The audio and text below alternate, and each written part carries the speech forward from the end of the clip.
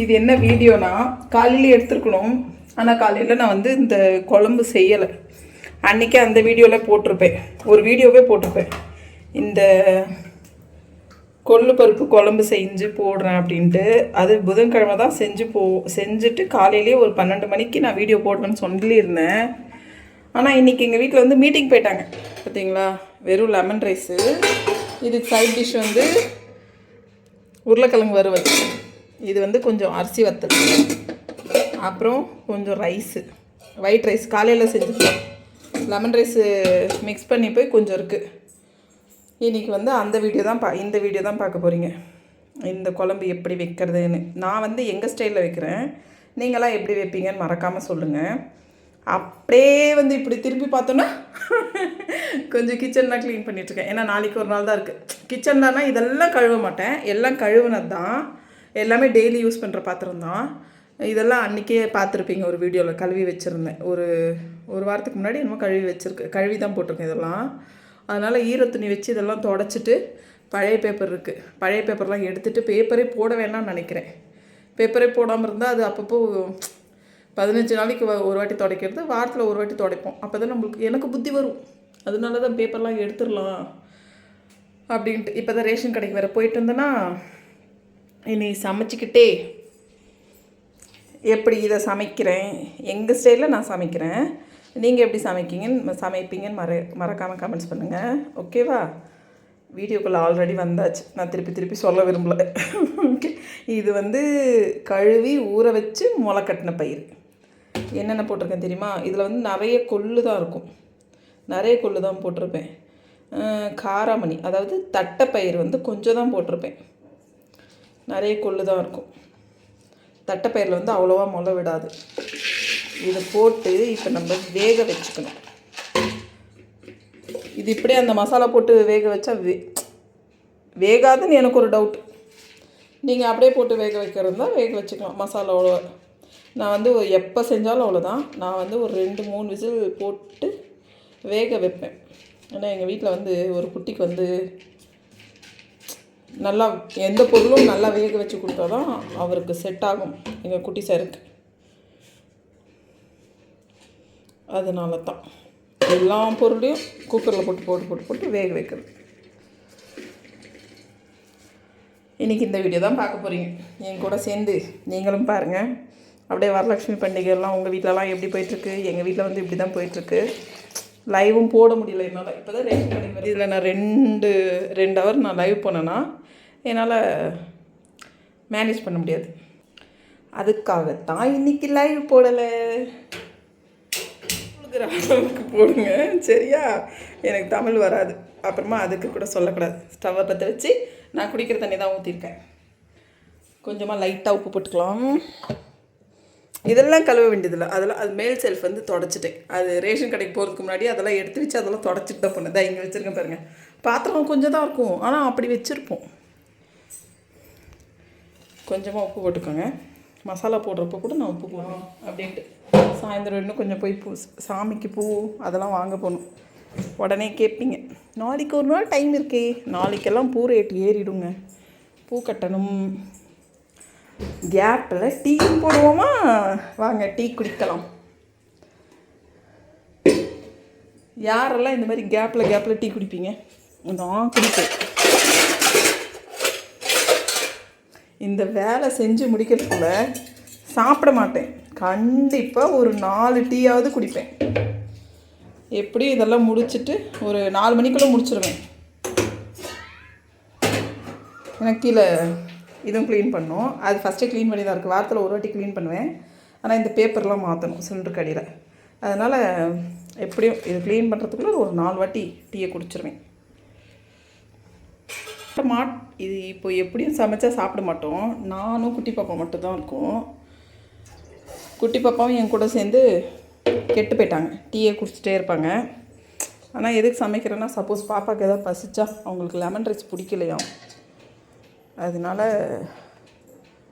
சரி இப்போவே செஞ்சு வச்சுட்டா சாயந்தரம் வந்து கடைக்கெல்லாம் போயிட்டு வந்து டயர்டாகிடும். அப்புறம் லைவ் போடணும், அப்புறம் சமைக்க டைம் இருக்காது. ஜன்னல் எதுக்கு க்ளோஸ் பண்ணேன்னா கம்மி வச்சுருவேன், அது கொச்சிக்கிட்டே இருக்கும். அதனால தான். இது வேறு எங்கள் வீட்டில் இந்த சீரக சம்பா ரைஸில் இவ்வளோ தான் மீதியாக இருக்குது. ஆனால் வெளியில் போகிறப்பெல்லாம் ஞாபகப்படுத்துகிறேன், கொஞ்சம் ரைஸை வாங்கிட்டு வந்து அது கூட சேர்த்து செய்யணுன்ட்டு. முறுக்கு பிள்ளையர் எங்கள் மம்மி வாங்கி கொடுத்தது.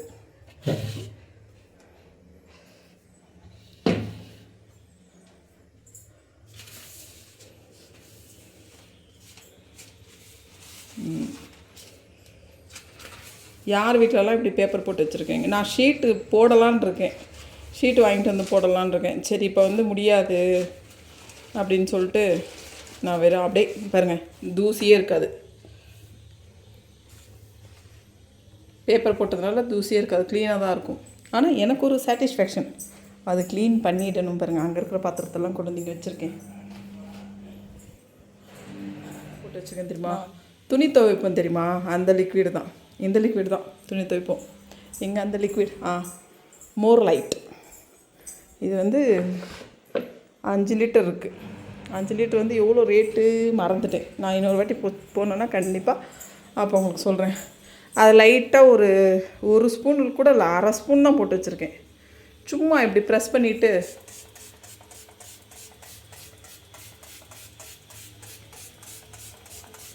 தெரியுதா, நல்லா ஸ்ப்ரெட் ஆகுதா தண்ணி. உங்களுக்கு தெரியுதா இல்லையான்னு தெரியல கேமராவில். ஆனால் எனக்கு யாருக்கெல்லாம் இந்த மாதிரி பிடிக்கும். எனக்கு வந்து கிச்சன் க்ளீன் பண்ணுறது ரொம்ப பிடிக்கும், மை ஃபேவரட் ஒர்க். ஆனால் இது மட்டும்தான் எனக்கு பிடிக்காது. அது மட்டும்தான் பிடிக்காது. ஏறிட்டேன், ஸ்டூல் மேலே ஏறியிருக்கேன் தெரியுதா, ஏன்னா எனக்கு எட்டாது. ஸ்டூல் மேலே ஏறியிருக்கேன். எனக்கு வந்து இது வந்து ரொம்ப பிடிச்சமான ஒர்க்கு. இப்போ நான் இது வந்து இன்னொரு தண்ணியில் துடைப்பேன், அதாவது நல்ல தண்ணியில் துடைச்சிருவேன். பாருங்கள் தெரியுதா, சோப்பு தண்ணி.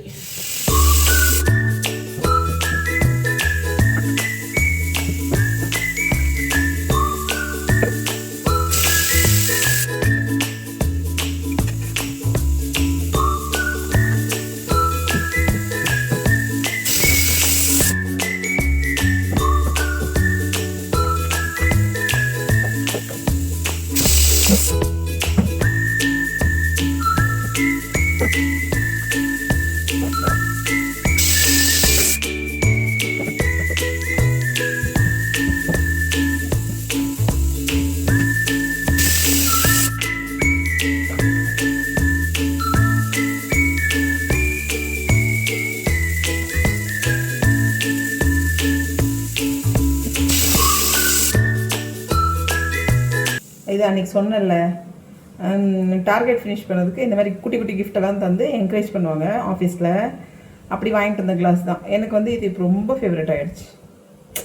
இதில் குடிக்கிறது வந்து ஒரு மாதிரி இனம் காணாத ஒரு சந்தோஷம். நான் குடிச்சிட்டு வரேன், நீங்களும் ஒரு குட்டி பிரேக் எடுத்துக்கோங்க. மசாலாவுக்கு என்னெல்லாம் போட போகிறோம், அதுக்கு முன்னாடி பருப்பு வெந்துருச்சு.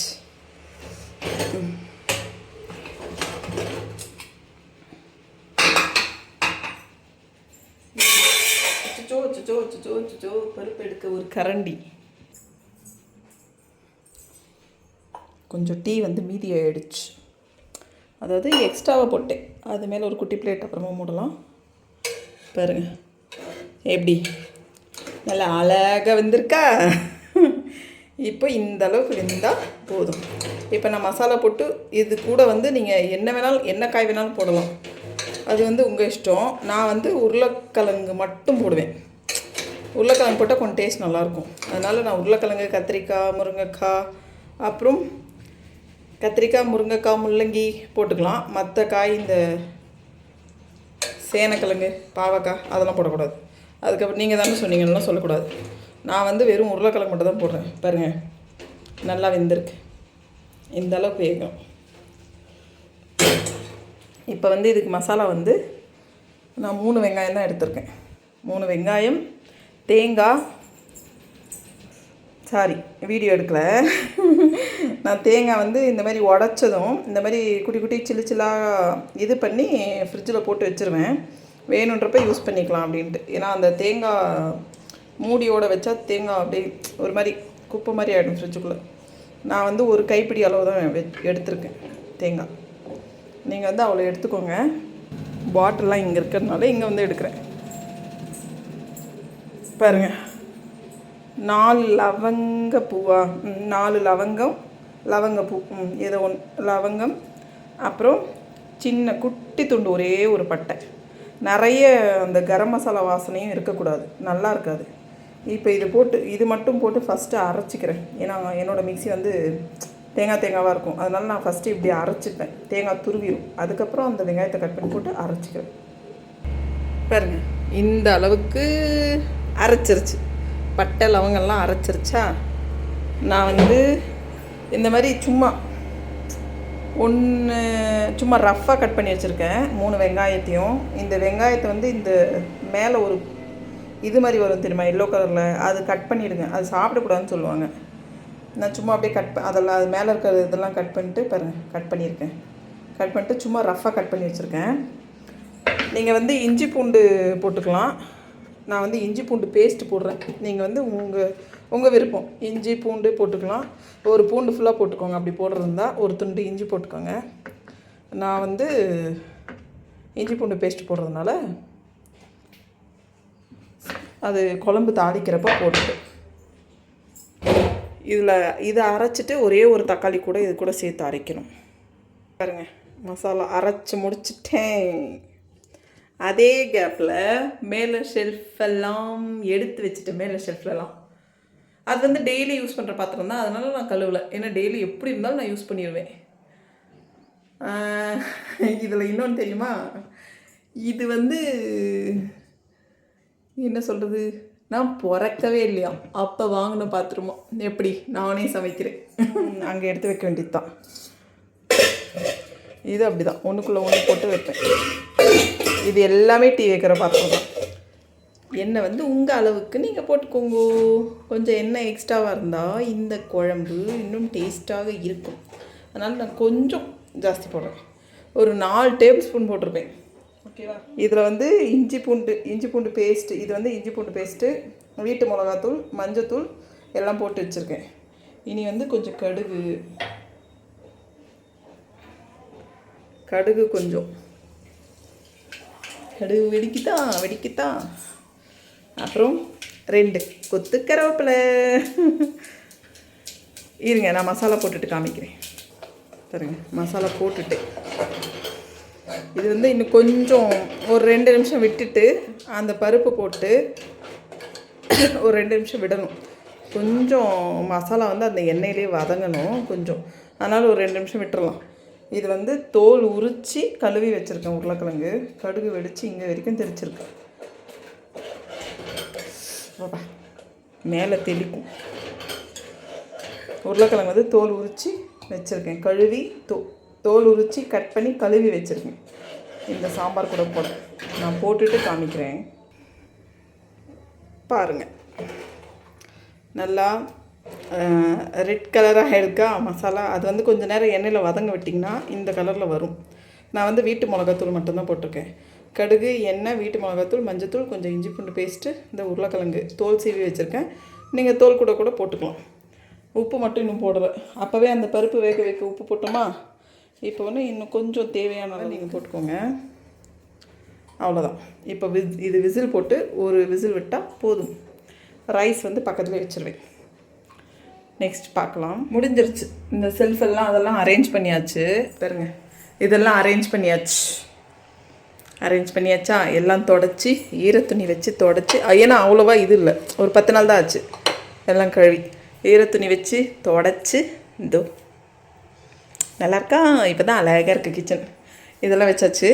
இப்போ இந்த எல் ஷேப்பு இது வந்து டெய்லி க்ளீன் பண்ணுறது தான், அதனால் இது நாளைக்கு பண்ணிக்கலாம். இது வந்து சிலிண்டர் வச்சுருக்கு, பேப்பர் போட்டிருக்கேன். அதுக்கு வந்து பேப்பரில் இந்த கீழே செல்ஃபும் எங்கள் கேஸுக்கு கீழே ஸ்டவ்வு கீழே செல்ஃபும் அது 2 தான் க்ளீன் பண்ணும். இதெல்லாம் க்ளீன் பண்ணி எடுத்து வச்சாச்சு. இதில் வந்து புளி இருக்குது. இது வந்து அரிசி ஊற வைக்கிற பாக்ஸ். இது தோசைக்கு அரிசி ஊற வைக்கிற பாக்ஸ். கீழே வந்து சக்கரை இருக்குது, அந்த ப்ரௌன் கலர். இதில் அது கீழே வந்து அரிசி வத்தல் இருக்குது. இது வந்து இன்றைக்கி தான் ரேஷன் கடைக்கு போயிட்டு வந்தோம். பாமாயில் கொடுத்துருக்காங்க. இந்த டேபிளெல்லாம் கூட தொடச்சி இதெல்லாம் கூட தொடச்சி இந்த பாக்ஸ் எல்லாம் கூட தொடச்சி அந்த இடம்லாம் கூட தொடச்சி. அது வந்து தெரியாது, பிளாக் கலர் இருக்குது, அதனால் அவ்வளோவா அதுக்கு தெரியாது. முடிஞ்சிருச்சு. இப்போ இந்த செல்ஃபும் இது மட்டும்தான் பேலன்ஸ். அது வந்து நாளைக்கு காலையில் கேஸ் க்ளீன் பண்ணுறப்போ அது ஒரே வாட்டி தொடச்சிட்டு போயிடுவேன். அவ்வளோதான், முடிஞ்சிச்சு. பார்த்தீங்களா? குளிச்சுட்டு சாப்பிடலான்னு நினச்சேன், ஆனால் அதுக்குள்ளே பசிச்சிருச்சு. எங்கள் பாப்பா குக்கரே ஓப்பன் பண்ணிட்டாங்க. இதோ இதுதான் இந்த குழம்பு. குக்கர் ஓப்பன் பண்ணிட்டாங்க, அவங்க ஓப்பன் பண்ணி சாப்பிட்டுட்ருக்காங்க. சரி, நான் கொஞ்சம் பாத்திரம் வேறு கழுவிட்டு வந்தேன், இன்னும் கொஞ்சம் பேலன்ஸ் இருக்குது. சரி, சாப்பிட்டுட்டு கழுவிட்டு அப்புறம் போய் கொஞ்சம் பூ சாமிக்கு தேவையானது அதெல்லாம் ஷார்ட்ஸ் வீடியோவாக வரும் பாருங்கள். இந்த வீடியோ கண்டிப்பாக நாளைக்கு தான் வரும். இன்னைக்கு இது வந்து புதன்கிழமை, நாளைக்கு வரும். நாளைக்கு வியாழக்கிழமை, நாளைக்கு 12 மணிக்குள்ளே இந்த வீடியோ வந்துடும். நீங்கள் பார்க்குறப்போ வியாழக்கிழமை பார்ப்பீங்க இந்த வீடியோ. ஓகே, இதுதான் இந்த குழம்பு. இதுக்கு வந்து ரைஸு சாப்பிட்றத விட சப்பாத்தி சாப்பிட்டா நல்லாயிருக்கும், தோசை சாப்பிட்டாவும் நல்லாயிருக்கும். நான் வந்து களி செய்வேன். இப்போ சாயந்தரம் வந்து பர்ச்சேஸ் பண்ண போகிறோம் இல்லையா, எப்படியும் வரத்துக்கு டைம் ஆகும். எங்கள் ஊரில் ஃபுல்லாக ரஷ்ஷாக இருக்கும். ஒரு கடையும் சாமிக்கு வந்து சாரீ வாங்கணும், அதுக்கப்புறம் ப்ளவுஸ் பிட் வாங்கணும், வளையல் வாங்கணும், அதெல்லாம் கொஞ்சம் திங்ஸ் எல்லாம் வாங்கணும். அதனால் இப்போவே செஞ்சு வச்சிட்டேன். நைட்டு வந்தால் சூடாக களி மட்டும் செஞ்சுப்பேன். மாவு இல்லை, மாவு ராகி மாவு வாங்கிட்டு வரும். அதுக்காக தான் இப்போ செஞ்சு முடிச்சிட்டேன். இதுக்கு சைட் டிஷ் வந்து அரிசி வத்தல் தான். இதுக்கு இது அரிசி வத்தல் தான் நல்லாயிருக்கும், வேறு காம்பினேஷன் நல்லாயிருக்காது. நைட்டுக்கு எங்கள் வீட்டில் இந்த குழம்பு களி தான். அவ்வளோதான், எல்லா வேலையும் முடிஞ்சிச்சு. அங்கே கீழே இருக்கு. நான் போய் சாப்பிட்டு குளிச்சுட்டு கிளம்புறப்போ உங்களுக்கு ஷார்ட்ஸ் வீடியோ வரும். ஓகேவா? பாருங்கள், குட்டி குட்டி ஷார்ட்ஸ் வீடியோலாம் போடுவேன். என்னென்ன பர்ச்சேஸ் பண்ணுறோன்ட்டு எல்லாமே பார்த்துட்டு எப்படி இருக்குன்னு மறக்காமல் கமெண்ட்ஸ் பண்ணுங்கள். தொடர்ந்து குட்டி குட்டி வ்ளாக் வந்துகிட்டே இருக்கும், பார்த்துட்டு சப்போர்ட் பண்ணுங்கள். ஓகேவா? இந்த சேனல் உங்களுக்கு பிடிச்சிருந்தா மறக்காமல் சேனலை சப்போர்ட் பண்ணுங்கள், சப்ஸ்கிரைப் பண்ணுங்கள், பெல் ஐக்கானை ப்ரெஸ் பண்ணுங்கள். இந்த மாதிரி டிஃப்ரெண்ட்டாக ஏதாவது ரெசிபி உங்களுக்கு வேணும்னா மறக்காமல் கமெண்ட்ஸ் பண்ணுங்கள். அப்புறம் ஐயோ வெளிச்சம் இருக்கா, அப்புறம் உங்களுக்கு இந்த டிஷ்ஷு சமைச்சு சாப்பிட்டு சொல்லுங்கள் எப்படி இருக்குன்னு. ஓகேவா? அதுக்கு நீங்கள் என்ன பண்ணணும், சுகன்யா அன்பாலயா சேனலை மறக்காமல் சப்ஸ்கிரைப் பண்ணணும், அந்த பெல் ஐக்கானையும் ப்ரெஸ் பண்ணணும். அப்போ தான் உங்களுக்கு நல்ல நல்ல வீடியோவாக வரும். அப்படி நான் மட்டும் சொல்லக்கூடாது, நீங்களும் சொல்லணும். ஓகேவா? மறக்காமல் லைக் பண்ணிடுங்க. ஆனால் ஒரே ஒரு டவுட்டு, 26 சப்ஸ்கிரைபர்ஸ் 28 சப்ஸ்கிரைபர்ஸ் தான் இருக்காங்க. ஆனால் அது எப்படி 60 பேர் பார்த்துருக்கீங்க, 63 பேர் என்னமோ பார்த்துருக்கீங்க லாங் வீடியோ. அதனால் பார்க்குறவங்களாம் கொஞ்சம் அந்த சப்ஸ்கிரைபர்ஸ் பண்ணி விட்டிங்கன்னா கொஞ்சம் நல்லாயிருக்கும்.